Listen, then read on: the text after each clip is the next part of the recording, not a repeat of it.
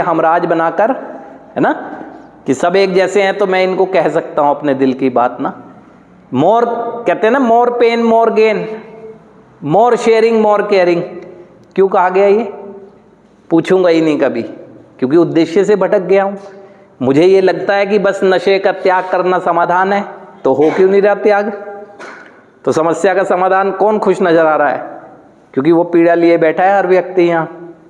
यहाँ जितने भी व्यक्ति हैं अपने अंदर पीड़ा लिए हुए बैठे हैं, और उनकी पीड़ा को हरने वाला मंत्र कार्यक्रम दे रहा है, लेकिन वो व्यक्ति नहीं करते हैं अपने आप को। अपने दर्द के साथ ही उन्हें मजा आ रहा है ना, उसके साथ ही ना, है ना। उसमें कहा गया है, कहाँ पाऊंगा ऐसा आईना जहाँ देख पाऊंगा अपने आप को स्पष्ट रूप से। ये आईना है।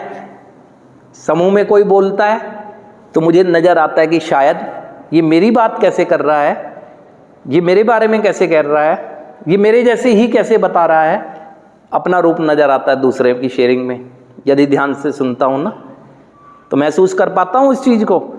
तो अगर ये महसूस कर पाता तो मैं ये कोई कहता मैं यहाँ क्यों, तो ये कहता कि हाँ वास्तव में मुझे ऐसी ही ज़रूरत थी जहाँ मेरे जैसे ही भाइयों को समूह हो, जहाँ मुझे एक दूसरे को कहते हुए कोई शेम फीलिंग ना आए, जहाँ मैं अपने अपराध बोध की भावना से निकल सकूँ, आत्मग्लानि के भाव से निकल सकूँ।